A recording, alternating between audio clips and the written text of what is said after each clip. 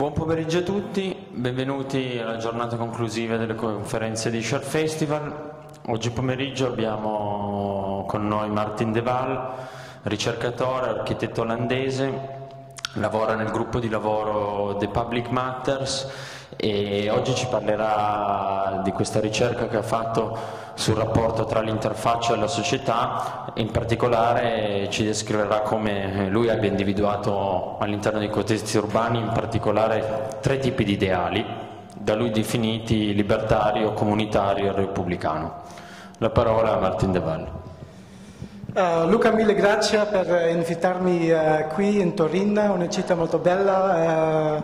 Mi dispiace che il mio italiano non è molto bene, vado a parlare in inglese. Thank you, welcome everybody here.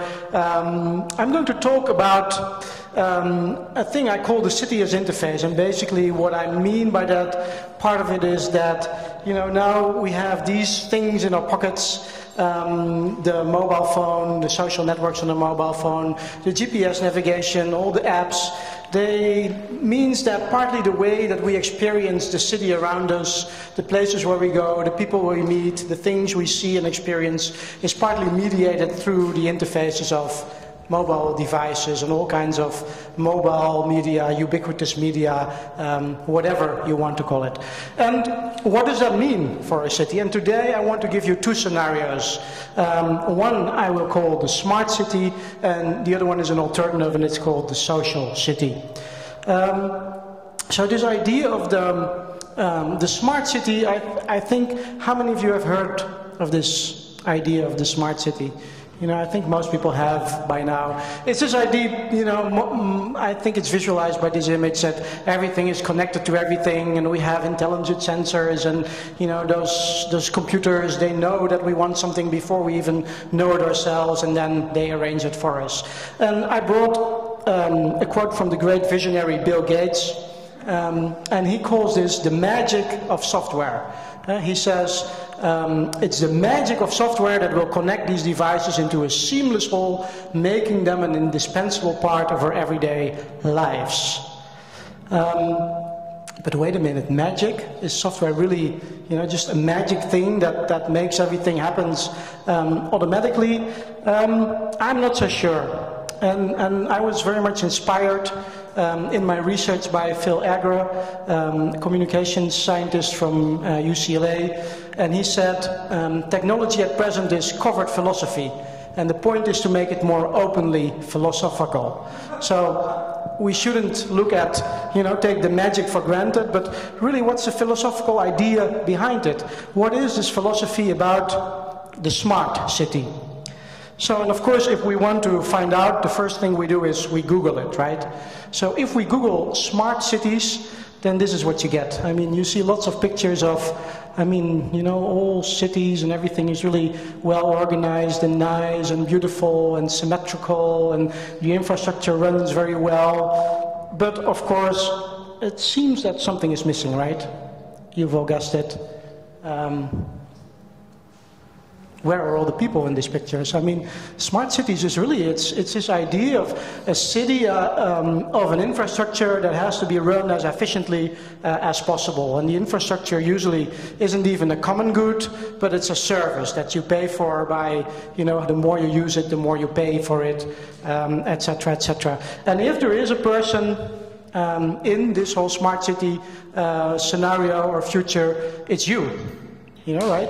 This whole technology, the magic of software, is usually used to make the world around you, to adjust it to you. And I think it's beautiful, visualized by Eli Pariser in his book, The Filter Bubble. I mean, there's you in the middle, there's this whole world outside, the city, the internet, whatever, and you have all these filtering software layers that will, out of everything that's out there, will show you what's interesting for you as a person.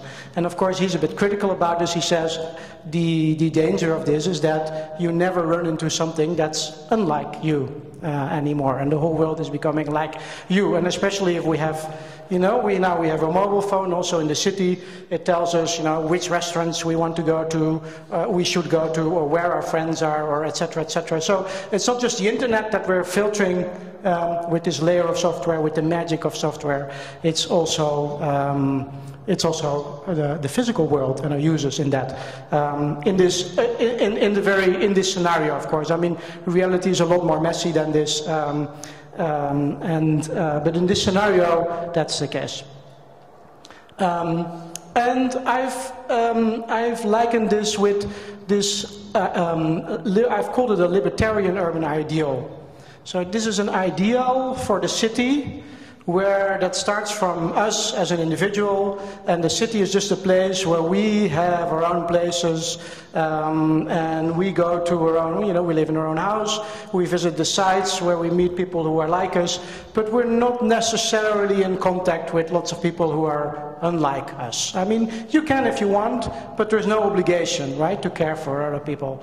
It's a libertarian ideal. And then on the other side, I mean, I think if you go from smart cities or social cities, or from the libertarian ideal to something else, I think it's a long axis, right? And there is lots of things in between. But if here's the smart city, then over here is the social city. And that's a concept that me and some people from the Netherlands wanted to put into the discussion as a different way of thinking of technology in the city. And for us, the social city is a city where we use this technology not to make the city more efficient or to personalize it more, but to forge connections between people who are in the city. And for this, I took inspiration from a Dutch architect, Lotte Stambees, and she built this beautiful modernist architecture. It's all decaying right now, but in the 50s it was very revolutionary. It's Pendrecht in the south of Rotterdam, one of the big monuments of Dutch modernist housing. And her point of departure for the city was this. She says, the modern city provides freedom of choice. And so it was, right after the Second World War. So she opposed the modern city towards a traditional society where you do not have much choice about, how you want to live your life or what you want to do with your life. But the modern city, she says, I mean, it's a great place because you have a choice between all these different lifestyles, which is pretty much the point of the libertarian urban ideal. You can choose whatever you want, but, she says, that doesn't mean that you can just completely retract in your own gated community, so to speak. She says, democracy does not allow exclusion or retraction. Here we are standing in space and being part of it. So we need to find a balance between being in our private lives, doing the things you want, but we also have a common responsibility, with all the other citizens that are there in the city. We can't just neglect all the other people. We have a common responsibility. We have to work together with these people. Doesn't mean we necessarily need to be a very tight community and do everything together, but we need to find a way to relate, to decide about the future, to, at least find some ways to maybe respect each other or get along with each other. And that I've called a Republican ideal. And it's Republican not as in the American Republican Party, but Republican as in the French République. This idea that we are all citizens, so in that way we're all the same, even though in our private lives or in our everyday lives we may be all different. But it also means that because we're all citizens, we can't just ignore each other, and we have to find a way to live together. And I think in the network society, this ideal also starts with you, but it's not the you of the filter bubble. It's more sort of the you that Time magazine called the person of the year a few years ago. So the you who creates, who co-creates, who is networked. And maybe it's not even so much the you, it's actually more the we, the us, the smart mobs, the everybody. So it's technology not to remake the world in your own image, as in the libertarian ideal, but technology to connect, to form publics, to form groups around communal issues, themes, communal future, what have you, as citizens. So two scenarios, the smart city and the social city. And the question is, what's it going to be? I mean, where are we going with our technology? And I want to address that as follows in this talk. First, I want to just take a few minutes to look at what actually is that thing we call a city. And then I will actually go back into the past. I'll go back all the way to the 17th century, because I think that if we want to understand what technology does with our cities and to our public spaces and to the way we shape our urban societies, I think we should really understand, how they're shaped in the first place over the last centuries, and then see how new media fits in that. So I will have a look at 4 case studies from the past, and then I come back to the 2 scenarios, the smart city and the social city. So now let's start with, let's go back in time. Let's start with this question, just really brief. What is that thing we call a city? And here I've borrowed from her, Jane Jacobs, photographed in, I'm not sure, I think it's in New York. And in her famous book, The Death and Life of Great American Cities, published in 1960, I think, she wrote this: "Great cities are not like towns, only larger. They're not like suburbs, only denser. They differ from towns and suburbs in basic ways, and one of these is that cities are by definition full of strangers." I think that's his idea of what a city is, and I've talked about this before in the Republican ideal. I mean, we have the freedom to choose from different lifestyles in the city, but it also means that all these different people with different identities, different lifestyles, different goals, different outlooks on lives, they're also together in the city, and we need to deal with that. So how do we do that? How do we cope with difference? I mean, this is one solution, suburbanization, or we could say privatization and parochialization. Privatization, I think everybody understands. It's, retracting in your own private world. Parochialization is maybe a bit more difficult term, but I think it's very important because it's somewhere between the private and the public. In the private sphere, we are just by ourselves or maybe our family, and in the public sphere, we are surrounded by all these people who are very different. But in between there is also this realm we call the parochial realm, and it's a term that's been introduced by Lynn Loveland in the 70s as well in the book. So a parochial domain is a place where we are surrounded by people who are like us. I mean, it could be in a public space, it could be, a bar where people from a particular subculture live, or it could be, or where they hang out, or it could be in a suburban development where all the people who have bought the houses are in the same income category, so we're somewhat familiar to them, or where they all have the same race or background or lifestyle, etc. So one way of coping with this difference is, basically just not dealing with it at all. I mean, saying, okay, the city is different, but let's try to get away from the difference and let's get, in our own private or parochial bubbles, cocoons, spatially. But then again, you can't do that all of the time, right? Because then you don't have a city or you don't have a society, you have only, a collection of islands. So we also need places, mechanisms where we can relate to each other. Places like this, public spaces. This is a place you all know, I think, Torino this morning. We also need sites where we can, encounter people who are not like us, where we can build trust, where we can be confronted them, where we can, bring up the things that we think are important for all of us and which we can discuss. So that's, I guess you could say, it's the urban public sphere. And it can be, beautiful places designed like this, but it can also be more, like this, where it's, it's not so well designed. It's a bit of a, seems a bit of a, almost like a wasteland, but it's used by a lot of different people at the same time. There's people who are rowing out there in the water, there is some tourists taking photos, there's people walking their dogs. If you go a little further down the river, you find fishermen who are coming there to fish, and I think that's what's essential about the public space. The public space or the public sphere, it's a site in the city where people are coming together not because they necessarily want to be together, but because everybody is there because there's something in it for them. Everybody comes there for a different reason. But because they all have different reasons to come to the same place, at least, they are there and the people can can, you know, they can see each other, they can watch each other, they can, maybe every once in a while, they can strike up a conversation, or they can just get, you know, get in touch with the lifestyles and the identities of other people who are there. And what I found fascinating about this place is it's a mix between a public sphere, because you have all these people who are different and who use it at the same time, but it's also, so in a way, it also exists out of a number of parochial, what I call the parochial scene. So places where people who are similar are together. For example, if you walk down a little bit that way, then you will see there are 20 fishermen, and they're all there together at the same spot.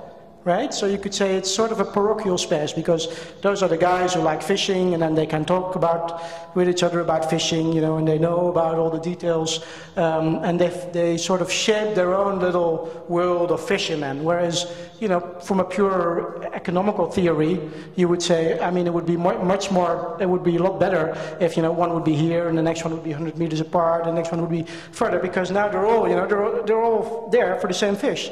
But that's not how it works, a city, you know. The people, they like to craft out their own little world of fishermen, and they do that in a public space. And I think that's also what I mean by this idea of the city as an interface. I mean, the city has always been an interface, a spatial system that allows us to balance parochial, private, and public spaces. A system where, you know, all these different spaces emerge either by design or by bottom-up use. And there is a certain balance. And I think that balance, the word balance is important, because I think the word balance, that's why the ideology comes in.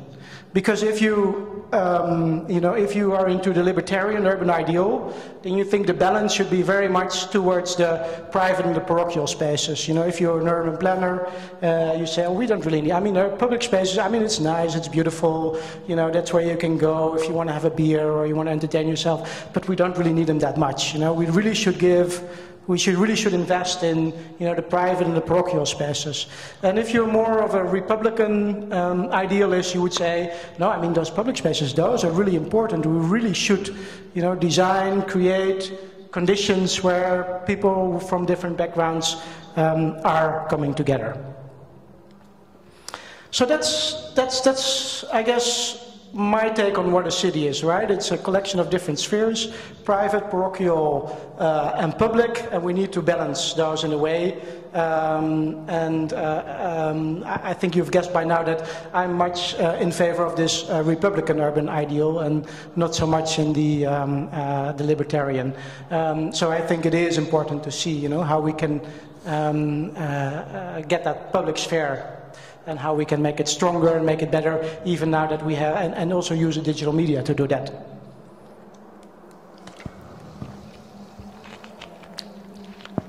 Now, to understand what that thing I call the public sphere is, I just want to briefly look at 4 very historical case studies, just to get some sense of what is actually happening in that public sphere, what are the dynamics of it.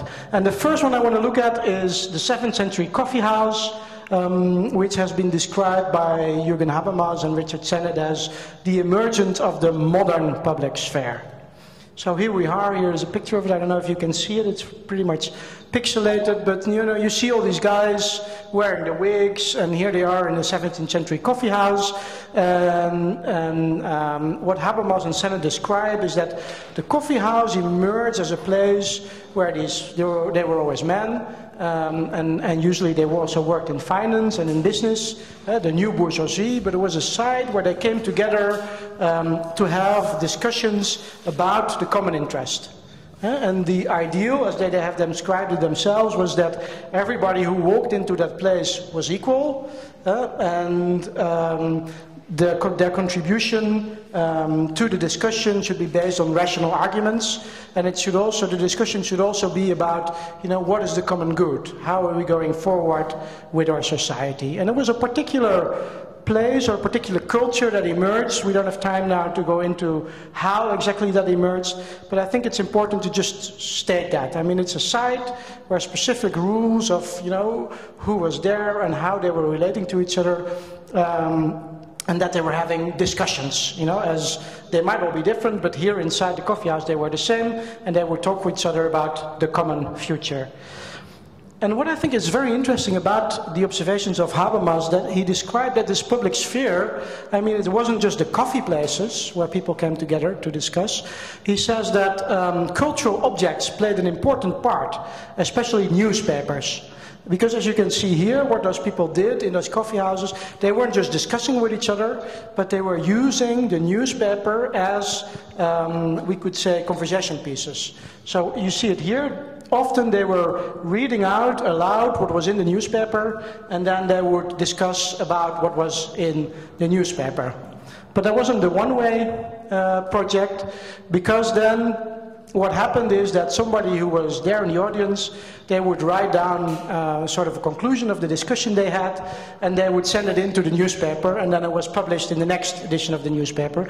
And actually in one of the most famous coffee houses, this one, Button's Coffee House, later called the Caledonian Coffee House, they had this letterbox inside the coffee house. And this letterbox was owned by the Guardian newspaper. So it was very much, there was this discussion, people would write up based on the newspaper, then they would write a summary of the discussion, they would put it into the letterbox, the mouth of the lion, the editor of the Guardian, once a week, once a day, I don't really know. They would collect the letters and they would reprint them. So really the papers of those times, they were pretty much like the blogosphere, right, where people were having discussions, and they were full of what we would call today user-generated content. And also, it also made it possible to connect this coffee house with another one, with another one, with another one, with another one. So this was already, even in the 7th century, we would say it was already a networked public sphere, where discussions would hop from one place to another, to another, to another, where the newspaper played an important part of organizing those discussions and connecting them. So this was the first, I mean, some of the first descriptions of the modern urban public sphere. And of course, it's very much a very rational public sphere, right? It's really based on the Enlightenment ideals of people as rationalist individuals who can come together and then discuss about the future. And of course we still have that idea of the public sphere, but for me that's only part of the story, because I think if we think about the urban public sphere, it's not just places where we come together to have rationalist discussions. I think the urban public sphere is much more also a site for other kinds of exchange.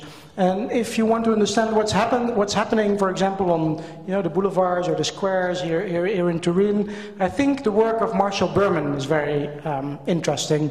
And with him, I would now like to take you back to the 19th century, the era of the big boulevards. So this is Paris after Haussmann did his job. And you might have heard the story before. I mean, the big boulevards, the end of the 19th century, there were various motives of why they were created. There was sanitation, modernization, they wanted to optimize traffic, they wanted to control the crowd. Pretty much, I would say, the smart city logic, right? We want to optimize everything, and we want to get a better control as well, of the crowds, and we should be able to get the goods faster to the big warehouses that were emerging at that time. But at the same time, I mean, you can design something for one reason and you will see that it will be appropriated for completely different reasons or in different ways. Because what happened at those boulevards in Paris, something new, actually, that nobody foresaw when they started making those boulevards. A culture a cafe culture emerged on the boulevards, because it was a time when we had a new class, the bourgeoisie, who liked to, go out and display their wealth and, sit out and mingle around each other. But that was, I mean, the boulevards, they were, of course, beautiful spaces with those really beautiful cafes. But right behind the boulevards, I mean, at first, the boulevards were really just facades, because right behind the boulevards, you would still have the shanty towns, right? And the old slums of the older Paris, where the working class people lived. But for them, it was only 2 meters walking to the same boulevard. So all of a sudden, Marshall Berman describes that now we have a site which is at the same time a place where the new bourgeoisie is emerging, but at the same time, the people from the working class, they're coming there as well, and they're using that space together. Not because it was designed to do that, but that just happened. And that's why Marshall Berman calls the boulevard the communications line of the 19th century. If you wanted to see what was in fashion or what political groups there were or whatever, you would have to go to the boulevard and you would actually see it because people were displaying it, because by the way they were dressing, by the way they were walking, what they were talking about. And in connection to the city, he describes that two different things happen at the boulevard. And the first, he says, we can understand it as a confrontation scene, literary technique. And he describes that by pointing to this, a poem by Baudelaire. And in this is a poem about, a bourgeois couple, and they're sitting out there almost like in this painting. They're sitting out there at the boulevard, and they're drinking their coffee or maybe champagne, and they're having a good time, and they're in love, and they're spending their money, and then all of a sudden, two poor people appear, and they start staring at them, and then this happens. He describes the setting that magically inspired the Romans now works as a country magic and pulls the lovers out of their romantic enclosure into wider and less idyllic networks. In this new light, their personal happiness appears as class privilege. The boulevard forces them to react politically.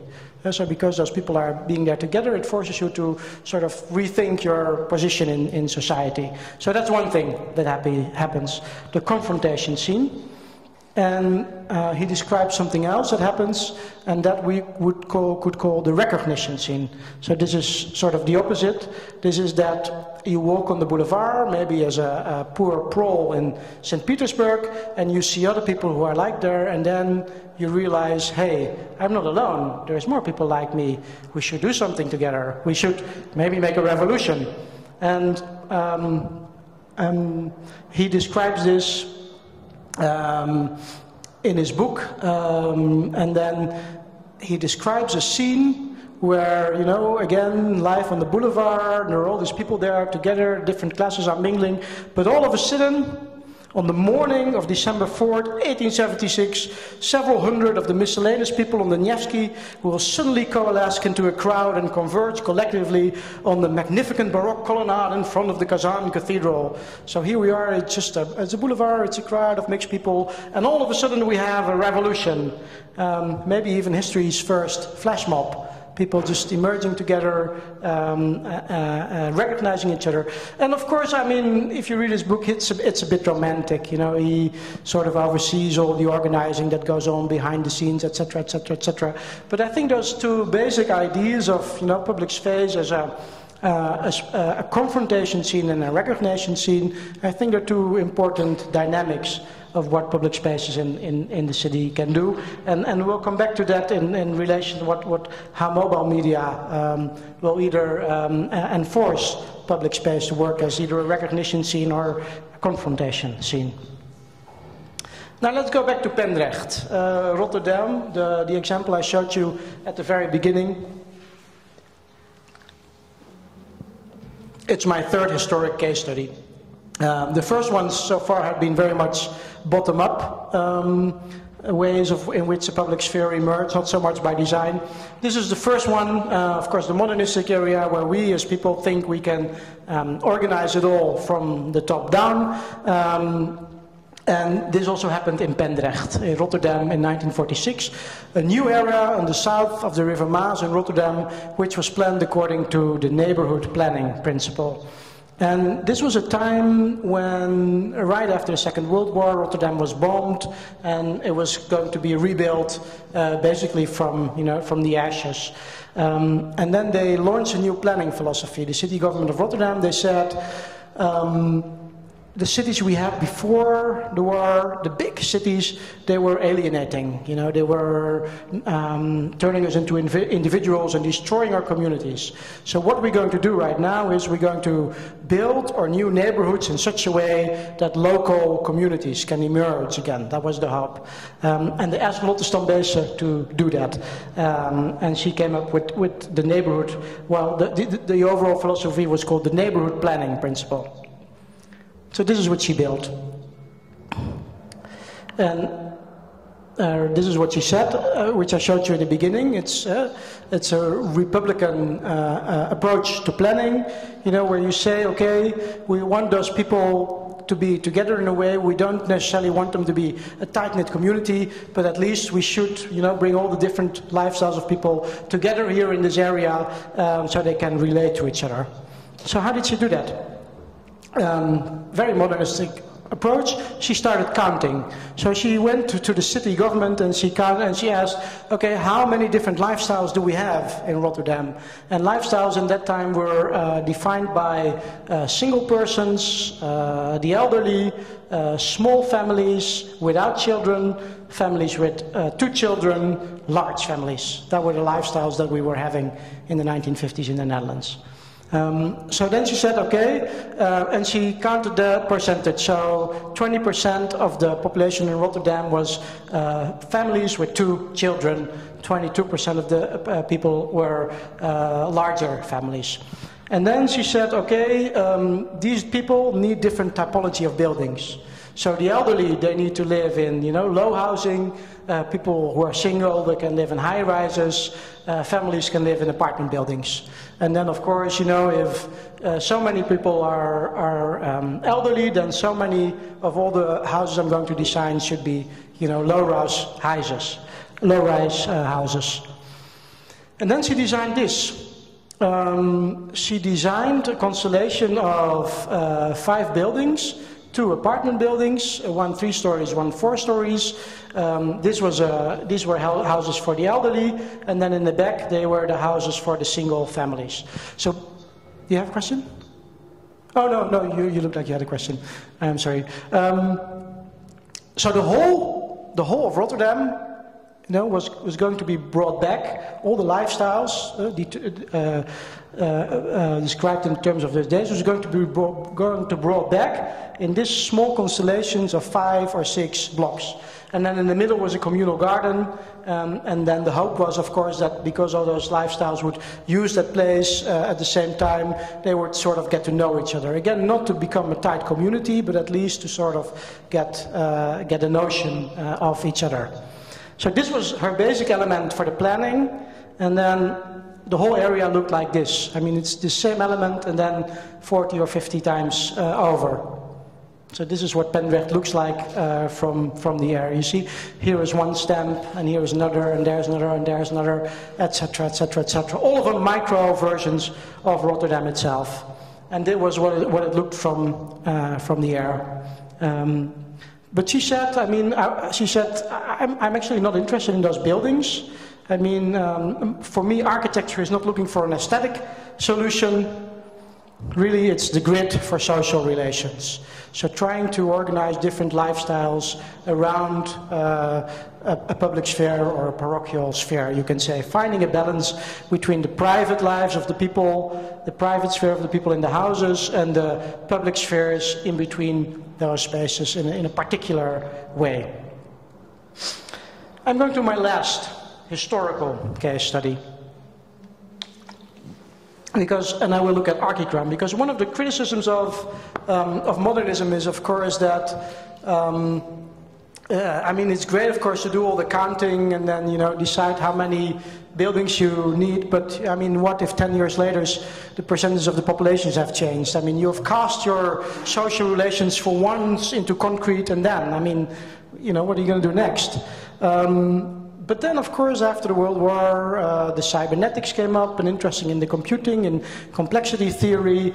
And I think in that time frame, we can also look at Archigram, a group of architects from London, and they came up with this idea of the plug-in city. So they came up actually with an idea of a city that wasn't for once set in concrete, but it was a city that could change according to what actually happened in the city. So they had this hope. This was never built, but this is a sketch of it. So it's a great physical structure, but part of the structure there are all these elements they called pods, and there were also cranes that could move these pods from one place to another. And of course, the city was also full of sensors, so that if the city itself sensed that the behavior of the people changed, then actually the physical way that the city was laid out could change. And I think this is one of their famous quotes. If only we could get to an architecture that really responded to human wish as it occurred. So a city that changes immediately right when you're using it. And it was never built, but the MIT lab did try to do a prototype of it. I don't know if any of you are familiar with this example. It's an installation called Seek, and it was shown in the Jewish Museum in New York in the 1970s. And it's a city pretty much like Archigrams. I mean, these are silver building blocks, and you see a big crane that can move some of the blocks around. And here, hidden behind the blocks, is one of the inhabitants. It's a gerbil. I don't know if you can see it. It's a little mouse, a little rodent. So they had a computer analyzing the patterns of the rodents who were running around in that city. And then if they had created a new path, then the computer and the cranes with the magnets, they would actually build a new city for them. Unfortunately, at that time, the software wasn't very sophisticated, so very often one of the gerbils was actually crashed by one of the blocks. And I think at that time that was also the end of interactive architecture. We haven't heard very much of the idea, for a while until, to the 90s when architecture started to put it up again. But I think one of the essential points is that Archigram said, okay, we have this plug-in city, which is the physical city that can change, because we have the cranes and we have the pods, but the physical city is run by what they called the computer city. And it's almost like a poem that they described it. The computer city is a way of analyzing the behavior of people. But what I find interesting about their approach, and this was, in that time was very progressive, but if you look back at it right now, you look at it in a different light, because they say that the goal of that city really is, there is no desire to communicate with everybody, only with those whose thoughts and feelings are related to our own.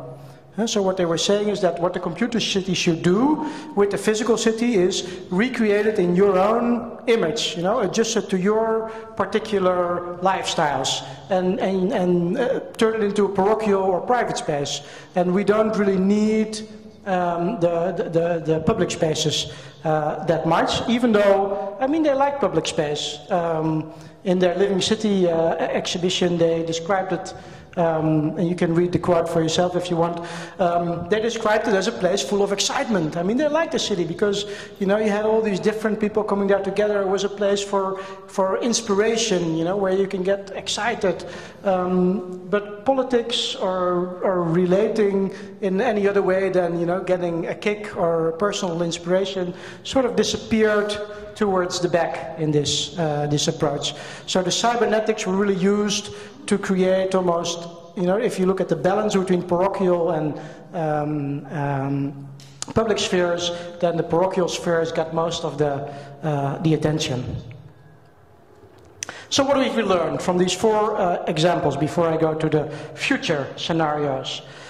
So I think there were 4 different examples in which a balance emerged between those private, parochial, and public spheres in different ways. In one way, it was the designer tried to create a public space by organizing different lifestyles around it. In another one, they tried to, turn the city in a collection of parochial spaces by using computer technologies, and some other examples had another balance. By design or by accident. The boulevards weren't designed to be a public space, but they happened to become one. So again, this idea of the city as an interface, where those different spheres, private, parochial, public, are being balanced in a way by design, by bottom-up approaches, and where the public sphere works as a place where people from different backgrounds, etc., are coming together. Very important for the Republican ideal, not so much for the libertarian ideal. Now, let's have a look at the future. We have about 10 more minutes. What is new media? How is new media changing that balance? And I promised to have a look at two scenarios. And in those scenarios I will look how the interfaces of digital media change the balance between private, parochial and public domains. So let's go back to the smart city scenario. And as I've pointed out in the beginning, I guess the smart city scenario mainly, I mean, it's not in all the scenarios, but we have to be a bit blunt in the presentation of 1 hour. Maybe in the discussion we can go more into subtleties. In general, we can say that the smart city scenario builds upon this trend of privatization and parochialization. I'm going to skip this one. I'm going to look at two different things. One of them is how that works. One of them is this app called Grindr. I don't know if you know it. It's an app used by gay men, a particular subculture, to run or to meet people who are like them and who want to date, who are looking for a quick date or maybe for sexual contact. It's an app on your phone, so if you have it, then, you know, right here I can see, like, okay, who here in the audience might be interested in, you know, meeting up maybe later tonight or etc. And what I find interesting about this app is that it changes the way between subculture and place. You know, I guess especially or potentially, I mean, how it will play out, we don't really know for sure. But of course, I mean, especially if you look at the gay scene, scene literally means, you know, a certain place, a certain setting. And the gay scene especially was a scene that, you know, played out in particular places, and be like the Castro in San Francisco or particular bars in one particular street in Amsterdam. So it was the place that told you as a gay man, okay, if I go there, then I know that other gay people will be there, and the other people will know that, you know, will probably think that I'm gay too. So it's a place that sort of tells you something about the other people who are there, and the other way around. It's a parochial domain, you could say, a scene. But now that you have this app, potentially you don't really need to go to such a place anymore. You know, you don't need the place to recognize who is also gay and looking for contact. You can also go maybe to a big shopping mall, or you can go to the big plaza here in Turin, because it's not the place that tells you that somebody else is looking for you. It's this app that tells you that, you know, the guy who's standing behind that column there is interested in meeting you. So it sort of shifts, makes it easier also for subcultures to organize themselves, to recognize people who belong to their own tribe, even if they don't directly recognize them by the way they dress or behave, and it helps them finding each other and connecting in the city. And this is this is of course a very outspoken example, but I think it could work for all other kinds of subcultures as well. So it might shift the relation between a group of people with shared identities and the way they use space. It could become much more flexible. The opposite could happen as well. This is an example called CitySense. It's a prototype of an app, and what it does is, if you have a mobile phone, it registers where you are in the city. And then it's on your display, it shows you the aggregate of where all the people are. So red is busy and blue is not so busy. So, I mean, of course it's really cool data visualization, but in the end it doesn't tell you that much. I mean, it usually tells you that if it's rush hour, it's very busy on, you know, on the highways, and, you know, if it's Friday night 5, then it's very busy in the financial district, etc. But it doesn't only, you know, just aggregate the things, it also analyzes your spatial behavior, and then according to your spatial behavior, it starts recommending you new places where you can go to. And I have a little clip in which the founder of this company explains how that works. 12:05 p.m. Thursday, February 19th, 49th Street between 6th and 7th Avenues in New York City. Where did these three people come from before arriving here, and where are they going next? Companies like Sense Networks are compiling data like this from thousands of people and other sources. This animation contains the movements of 400 smartphone users in New York over the course of a month. They downloaded the company's software to their devices. In exchange, the software tracks their movements and eventually classifies them as members of one of 12 tribes. Are you in the young and edgy tribe, where you like to go out at night, or are you more of the homebody tribe, or are you the weekender tribe, which basically goes out of town on the weekends very often? And so we can put people into these types of tribes, and then, for example, you can say, well, where does my tribe hang out in San Francisco? Where do the people like me, if I don't know San Francisco, where are they going to be hanging out tonight? Or any other city that I go to. So without having to know very much about the city, I can just look at a map and say, where's my tribe? The maps are color-coded, which makes So our behavior is being analyzed, we're being put in tribes, and then according to which tribe we are being sent to a particular location in the city. It's a little bit, it reminds me a little bit of this, like Lotte Stambees, who divided the people into to different lifestyles. Only the lifestyles right now are, they're not based on how big your family is, but they're based on sort of on lifestyle, on the things that you do in your free time or the places that you go. But there's also a big difference. I mean, where she tried to organize all these different groups around in a singular space, this technology is actually trying to help you get away from the communal space and go to and get away from the public spaces, but help you find the parochial spaces of your own tribes. I mean, it's a little bit, it's actually almost what Archigram predicted that what would happen.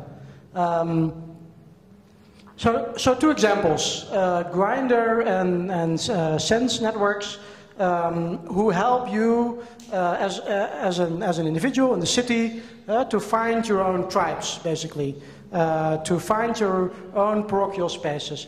And what could that happen for the city? The way it looks like, or the way we experience it. And I think two things could happen at the same time, and I think they are happening.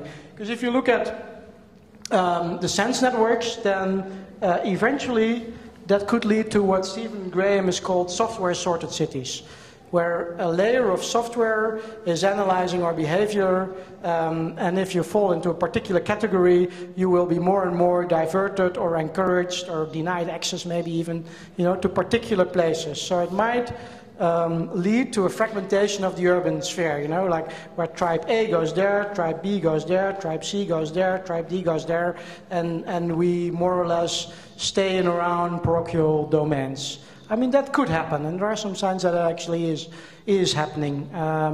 But if you look at Grindr, almost exactly the opposite happens, because Grindr helps you to recognize your tribe in the middle of 10s or 20 of other tribes. I mean, you don't have to really be at a place where your own tribe is, because you can recognize what or who is relevant for you anyways. And this is sometimes called living together apart. So we live in the same space, we use the same space, but we're maybe not interacting that much. You see this a lot, for example, in gentrifying neighborhoods in the Netherlands. For example, there are around Amsterdam, there are some neighborhoods that are gentrifying, and you see at least 3 or maybe even more different subcultures. I mean, there's the old Amsterdam working men who still live there, there's the immigrants who came there in the 60s and the 70s, and then there's the young gentrifiers, right? And they all live in the same quarters, so geographically they're very close, but symbolically they're very much apart. They live in the same space, but if you go to the central square, then you will have the Turkish coffee house right next to the hipster coffee bar, right next to the coffee or the old-fashioned bar, where the old Amsterdam working people play Schlager music, etc. But I think apps like this make it possible, make it easier for all those worlds to be at the same place at the same time. So that could be interesting, even though there might not be that interaction. At least they're not completely separated like in that scenario. So that's the trends that I see in terms of how the mobile phone and social networks, etc., are being used to make parochial domains stronger, and how they are being built onto a libertarian urban ideal. Now let's move to the last series of slides. I think 5 more minutes. This idea of social cities. So rather than strengthening the parochial domains, where people who have similar attitudes and lifestyle meet, can we use that same technology to organize people who are different, or at least have them take notice of each other every once in a while, or organize them in whatever. And of course, there's very many experiments being done with that as well. I think this is one of the most famous ones. It's called urban tapestries.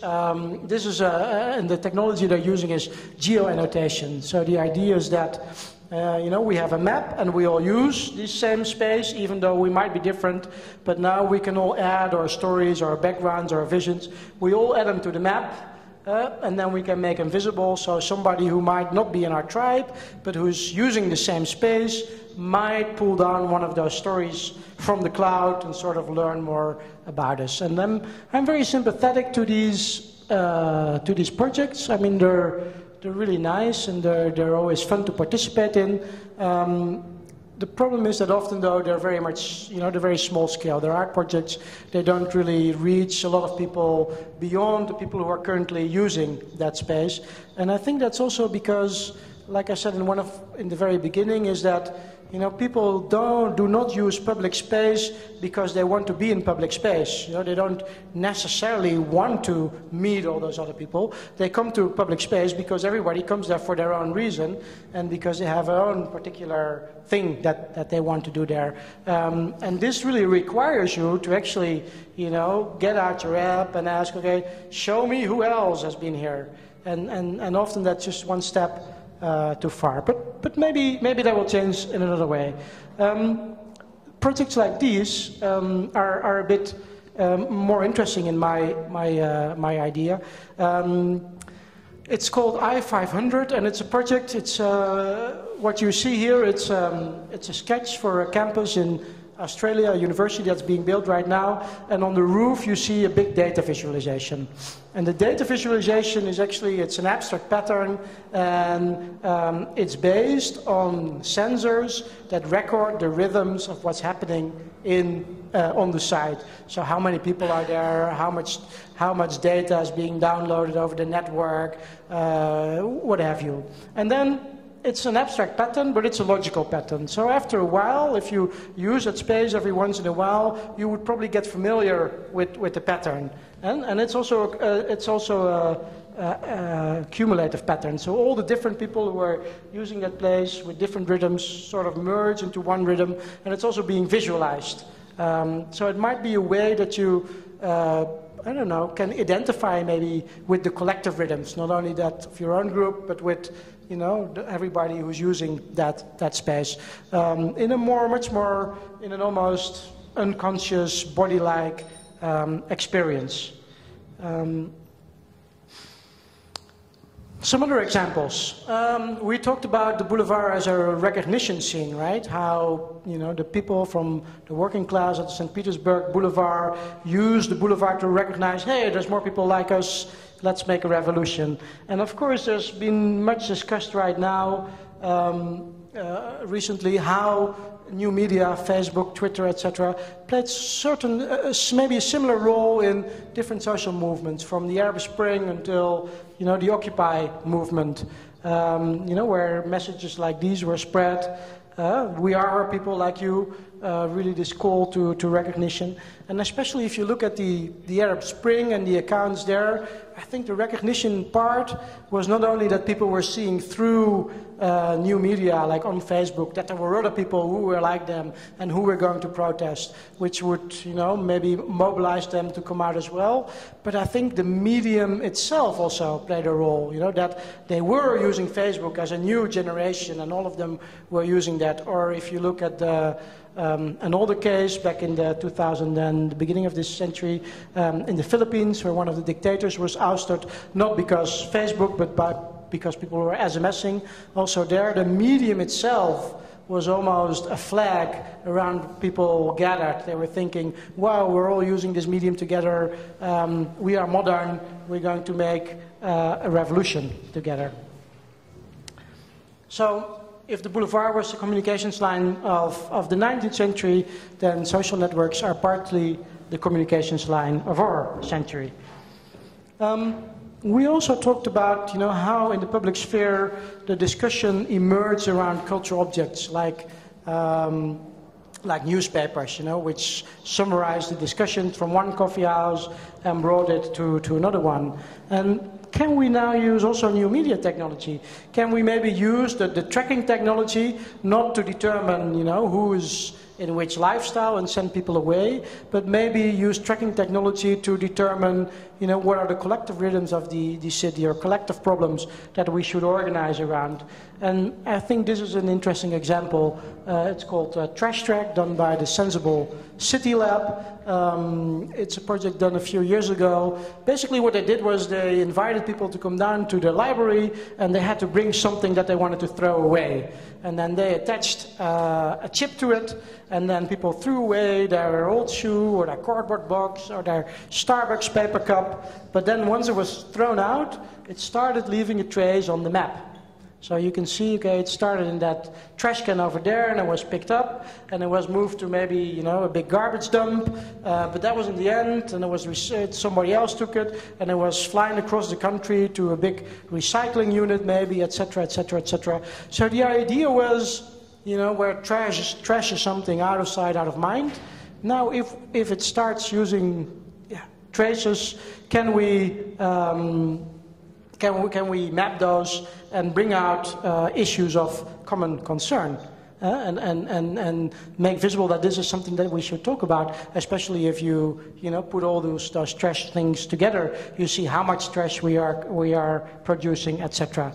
But of course, this is mainly a beautiful map that does well on a museum wall. One of the problems with these projects is also how do you go from a beautiful interface or a beautiful map like this? How do you go to action? How do you do that? And also there, new media can play, a role where we can use, of course, these media to build audience around issues of concern. This is an example from New York. It's called Change by Us, which is a website where people can upload some ideas, but they can not only upload ideas about how they want to change something, it also is a toolkit for people how they can organize around that issues. So, let's get to the conclusions. What I've tried to say is, I think that our cities they may become smarter, right? We have all these sensors, we have these smartphones around us, but the new interfaces of digital media, for a large part, they lead to privatization and parochialization. They try to divide us into our own little tribes and make it easier for us to connect to the likewise. And that's not magic, as Bill Gates said. I think that's a libertarian ideology, to do that. I mean, and it's attractive, of course, but it's not magic. It's a libertarian ideology. But I think, and if you look at the spatial consequences, two things were happening at the same time. The software sorting, so where the city is turning into a whole bunch of ghettos, you could say, but at the same time, maybe different of those parochies can live together apart. But then again, the same technology can maybe also create overlap, especially if we have the scenario of living together apart, where all these different communities are using the same spaces, then it might be possible to really show the overlap between different communities. Or they can become new sites for recognition scenes, or new ways to visualize and organize around communal issues. And again, that's not magic, but it's a Republican design ideology. And I just want to close off with this slide, that a photo I took yesterday, or the day before yesterday, when I was at the Architectural Biennale in Venice. And it said, architecture is not about the conditions of design, but about the design of conditions. And I think that, you know, as designers, that really is the issue. I mean, which conditions do you want to design? Are those the conditions for the smart city, or are those the conditions for the social city? That was it. Thank you very much.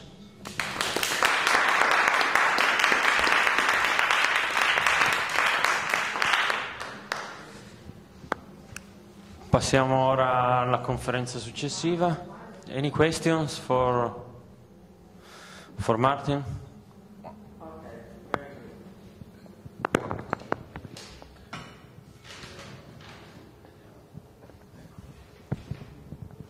Thank you for your presentation. Especially, like, I'm very surprised, and in a sense, is what I'm missing very much is if you talk about the city, a social city, and also about the history of the public sphere. You talk about boulevards. You talk about infrastructure, the streets. You talk about cafes, like semi-commercial spaces. You talk about the housing structures. But what is the role of our green spaces? Like the parks inside the building houses where all the inhabitants can meet if they're designed for going there, about our pocket parks, about our large parks, and my theory is that actually these spaces nowadays are the last public spaces. If you go there, you see there are the last conflicts in our societies. There we discuss about conflicts between rich people who want to enjoy the sunny day, about homeless people who stay there, about drug addicts. So there's really like conflict between different classes. There are the people from different generations going there, the old people, the young people, the mothers with kids, and the people jogging. So in Berlin you find very interesting alternative economies going on there. Like in Berlin there's a park where you have like the Asian families cooking there, doing their barbecue, and you can go there, buy a cheap dinner from them. Or in other parks you find like the people doing picnic, you have the homeless people who collect their bottles very, very kindly and bring them back in the shop so they get money for it. So I really would like that we think more about this very missing part of our city that is extremely important, the green spaces, that is also, in my opinion, in the whole discussion around smart city, missing a lot.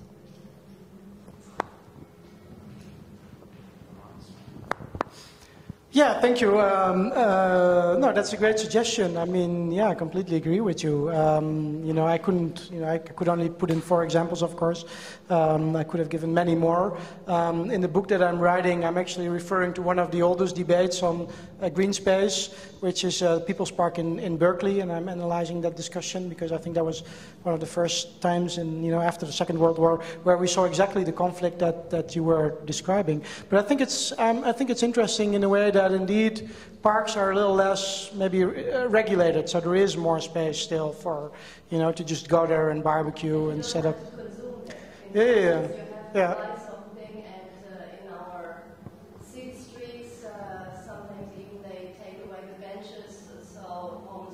Right, yeah. No, thanks for the addition, absolutely.